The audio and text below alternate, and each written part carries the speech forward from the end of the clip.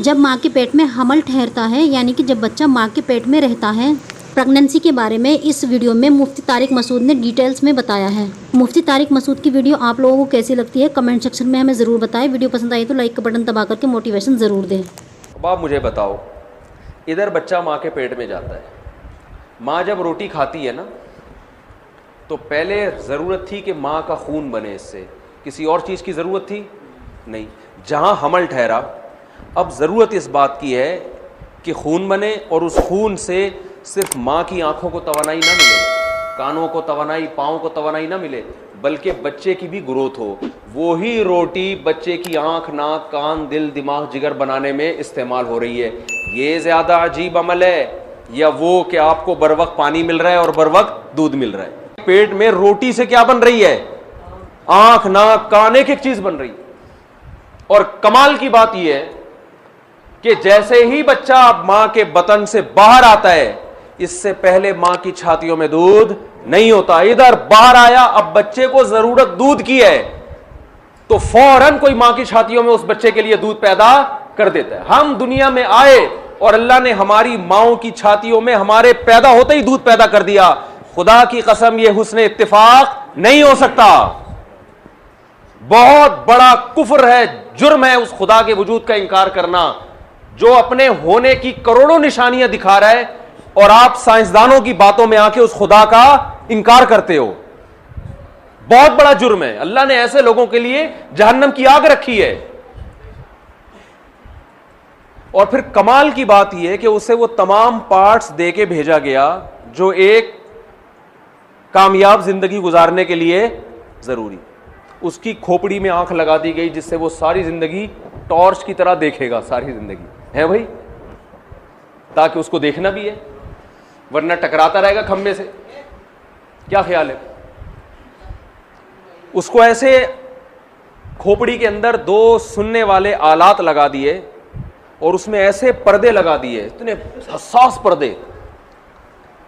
क्या मैं जब बोल रहा हूं तो यहां से जो रेज है ना, वेव्स, वो ऐसे तरतीब से निकल के कानों से टकराती हैं। मोटी आवाज की वेव्स कुछ और होती हैं, पतली की वेव्स कुछ और होती हैं। हम जो अल्फाज जबान से घुमा, हर लफ्ज की अलग वेव्स बन रही हैं, और वो कान उसको कैच करके बता रहा है कि ये क्या बोल रहे हैं मुफ्ती साहब, क्या समझा रहे हैं। ये 15 साल से 4 शादियों पे बात कर रहे हो, तुम्हारी समझ में नहीं आई। ये आपकी कान की वेव्स बता रही हो। खवातीन भी बयान सुन रही है, माजरत, ये तो मैं मिसाल समझाने के लिए। ये जो वेव्स आके टकरा रही है ना एक मखसूस फ्रीक्वेंसी के साथ, वो हर एक की फ्रीक्वेंसी दूसरे से क्या है? मुख्तलिफ है। बस ये यहां रख लेता हूं, अब नहीं हिलेगा इंशाल्लाह। ये जो वेट था ना, ये हिल रहा था। तो ये वेव्स हैं जो हमें फर्क करके बता रही है। पश्तो बोल रहा है, उर्दू बोल रहा है, इंग्लिश बोल रहा है, अफल तरीके से बोल रहा है या दूसरे तरीके से बोल रहा है। क्या अजीब आलात लगा दिया उसे। और ये बने किससे? खून से। और खून किससे बना? रोटी से। और रोटी किससे बनी? गंदुम से। गंदुम मिट्टी से। मिट्टी को अल्लाह ने मुख्तलिफ मराहिल में गुजार के कान बना दिया, नाक बना दिया, जबान बना दिया। अलम नजअल लहू ऐनैन, अल्लाह कहते हैं क्या मैंने तेरी दो आंखें नहीं बनाई? वलिसानन व शफतैन, और जबान और तेरे 2 होंठ नहीं बनाए मैंने? क्या अजीब निजाम बना दिया उसने। तो ये मेरा टॉपिक नहीं था, ये बात तमहीद जरा लंबी हो गई। तो मैं ये अर्ज कर रहा था, भाई हम बने नहीं है, हमें किसी ने बनाया। समझते हो बात? और जिसने बनाया है उसने अपना इंट्रोडक्शन भी करवाया कुरान में। कुरान के अलावा हमारे पास अल्लाह को समझने की और कोई किताब है नहीं, क्योंकि अल्लाह ने किसी और किताब को पनपने ही नहीं दिया, ताकि हमारे लिए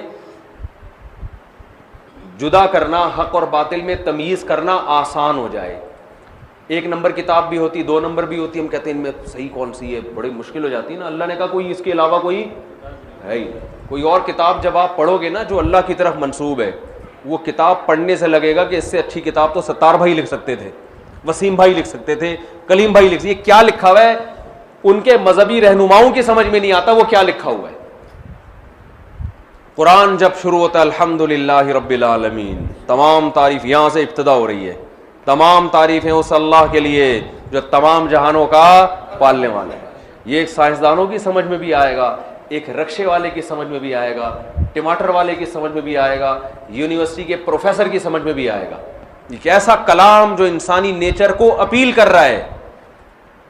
व इन्न लकुम फिल अनामिल इब्रा, आप दुनिया की कोई मजहबी किताब उठा के पढ़ो, मैं हल्फिया बोलता हूं 90% आपकी समझ में आएगा ही नहीं कि ये बोल क्या रहे हैं। ये आप उनके मजहबी रहनुमाओं के पास जाओगे तो उसकी तशरीहात करेंगे, उधर जाओगे कुछ और तशरीह, वो जाओ कुछ और, वो खुद कहेगा भाई मेरी खुद खोपड़ी में नहीं। चंद एक चीजें उन्होंने निकाली हुई, उसके अलावा खुद उनकी समझ में नहीं आती।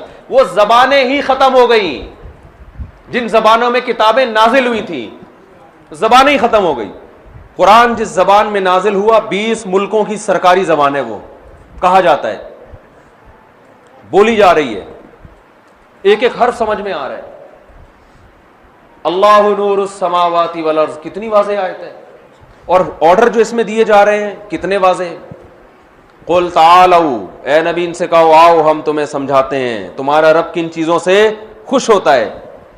हमने जो तुम पे एहसानात किए, अल्लाह बता रहे हैं ना, माँ की छातियों में दूध पैदा कर दिया, आंख नाक कान दिल दिमाग जिगर दिया, फिर जवान होते हो 2 खानदान लगा दिए।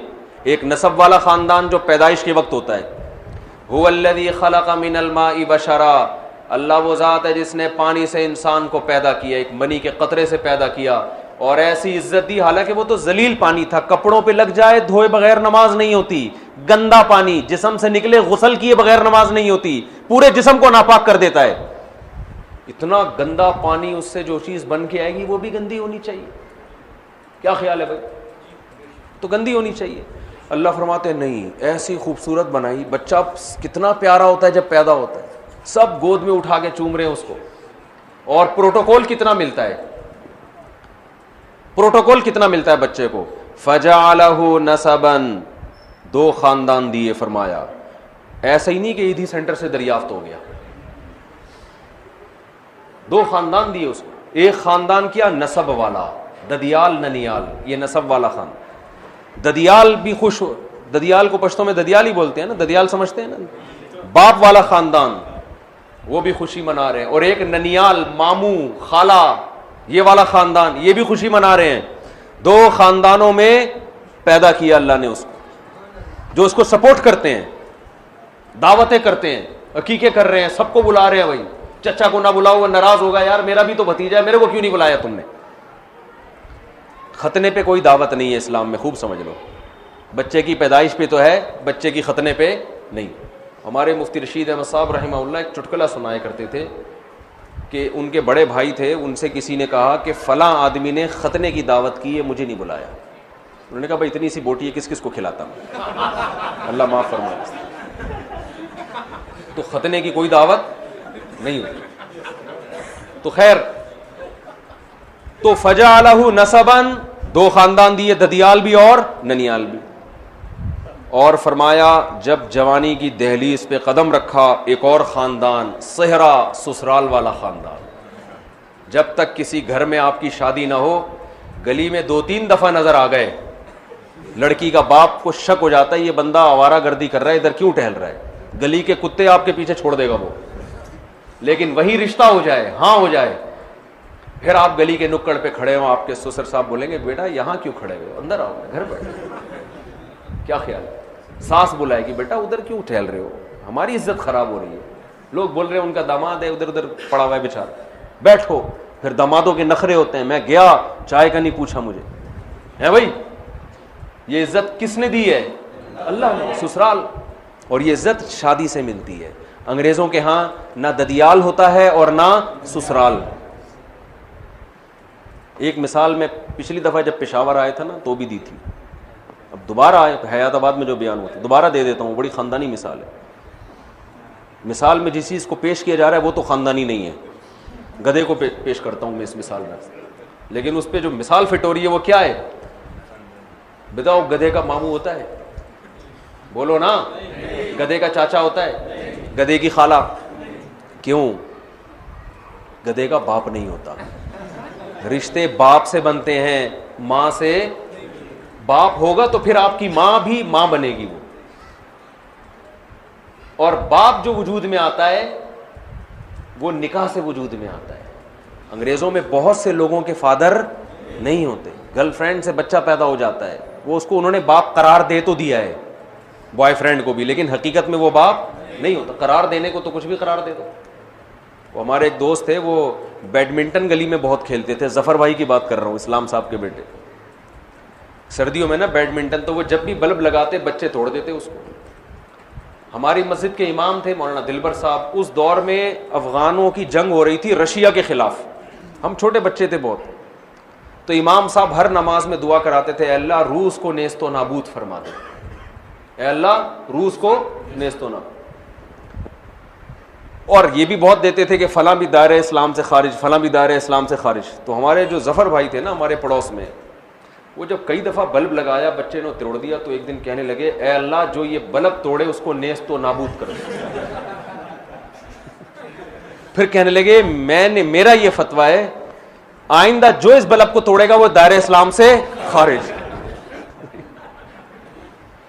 वो दायरे इस्लाम से क्या, कोई गवर्नमेंट की तरफ से पाबंदी नहीं है, कोई भी किसी को किसी भी टाइम पे कुछ भी करार दे सकता है।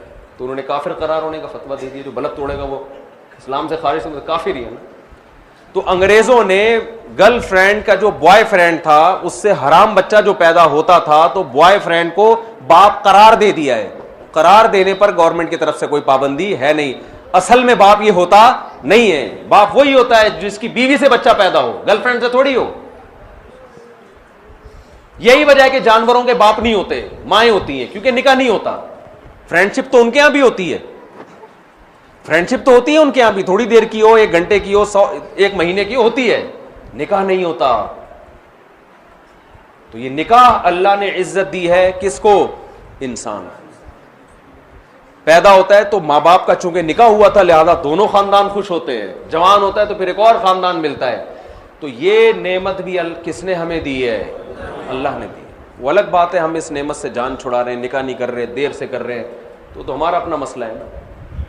तो अब उस हमारा ये नजरिया, हाँ मैं ये अर्ज कर रहा था कि ये आयतें कुरान बयान करता है, 2 और 2 4 की तरह हमारी समझ में आती है। ऐसा इंट्रोडक्शन है, ऐसा तारुफ है खुदा का, इसी वजह से हम उस अल्लाह को मानते हैं जिसने कुरान नाजिल किया। हम किसी और खुदा को नहीं मानते, क्योंकि वो तो अपना तारुफ ही नहीं करवा रहा, वो तो चुप करके बैठा हुआ है। हम तो उसी को मानेंगे ना जो बोल रहा है, अपनी बातें कर रहा है।